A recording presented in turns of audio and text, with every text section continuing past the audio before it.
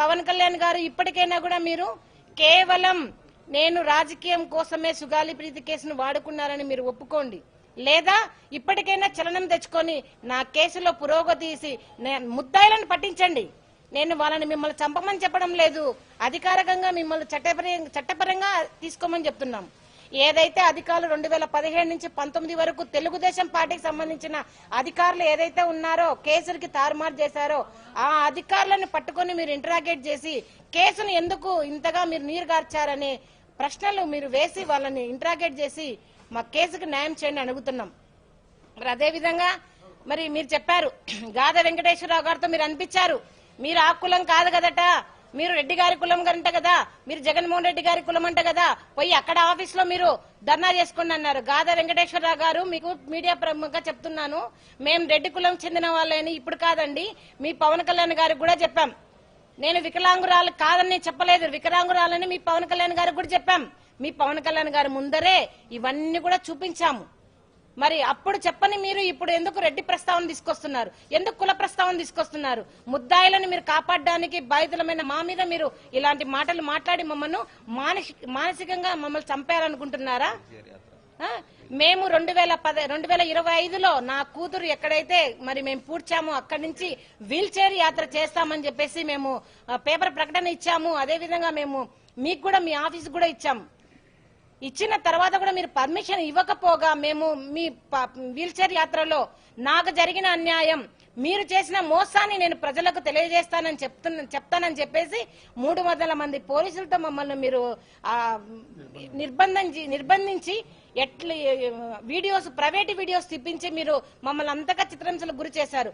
మీ కూటమి ప్రభుత్వానికి సుగాలి ప్రీతి కేసులో మీరు ఎలాంటి తప్పులు చేయకుంటే ఎందుకు మీరు అంత భయపడుతున్నారో చెప్పండి. ఒకవేళ నిజంగా మీకు అలాంటి భయం ఏమి లేకుంటే మాకు వీల్ చైర్ యాత్రకు పర్మిషన్ ఇవ్వండి. మీకు జరగబోయే నష్టం ఏంటి?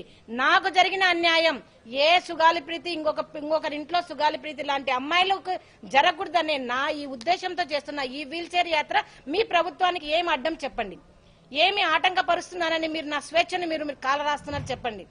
పవన్ కళ్యాణ్ గారు మీకు ఒకటే చెప్తున్నాను, మరి మీరు కూటమి ప్రభుత్వంతో మీరు ప్రశ్నించి నా సుగాలి ప్రీతి కేసుకి న్యాయం చేస్తారా, లేదా ఇదే ప్రెస్ మీట్ లో మీరు ఒప్పుకోండి, లేదు కేవలం సుగాలి ప్రీతి కేసు నేను ఓట్లకు మాత్రమే వాడుకున్నాను, ఆ అమ్మాయికి న్యాయం చేయడానికి కాదు అని మీరు ఒప్పుకోండి.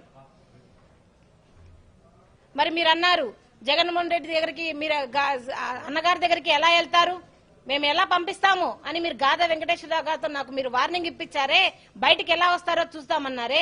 మరి ఈ రోజు వచ్చాను, మరి జగన్మోహన్ రెడ్డి గారిని కలిశాను. ఆ అన్నగారు చూపించిన ఆప్యాయత ప్రేమ కానివ్వండి, అసలు ఆ కేసు గురించి ఇప్పటికీ కూడా మర్చిపోలేదు అన్నగారు.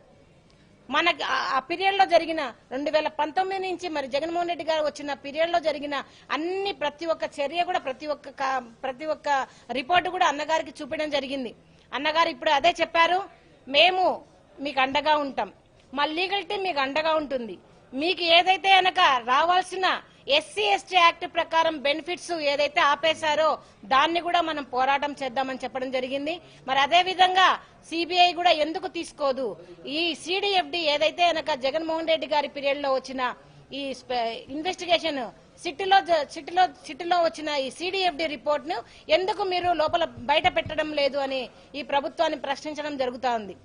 మరి జగన్మోహన్ రెడ్డి గారు మరి మాట ఇచ్చారు, అమ్మ ఖచ్చితంగా మాట ఇస్తున్నాం, అందరిలాగా కాదు, ముఖ్యంగా పవన్ కళ్యాణ్ గారి లాగా మాట ఇచ్చి మర్చిపోయే ప్రసక్తే లేదు, మీకు ఖచ్చితంగా న్యాయం జరుగుతుందని మరి నాకు అన్నగారు భరోసా ఇవ్వడం జరిగింది. మరి అదే విధంగా నిజంగా నేను ఎన్నో రోజుల నుంచి కూడా నేను మరి అన్నగారిని జగన్మోహన్ రెడ్డి గారిని కలవడానికి మరి ట్రై చేస్తా ఉంటే మరి పేర్ని నాని గారు నిజంగా దగ్గరుండి ఒక ఇంటి మనిషిలాగా మమ్మల్ని ఎంతో ఆదరించి మరి పేర్ని నాని గారు మరి జగన్మోహన్ రెడ్డి గారి దగ్గర తీసుకొచ్చడం జరిగింది. మరి అందరికీ కూడా ఈ రోజు నిజంగా మీ మీడియా ముఖానికైతే మీడియా మొత్తం మిత్రులకు మరి పేర్ని నాని గారికి జగన్మోహన్ రెడ్డి గారికి నా చేతులెత్తి నమస్కరించి నేను ధన్యవాదాలు తెలుపుకుంటున్నాను.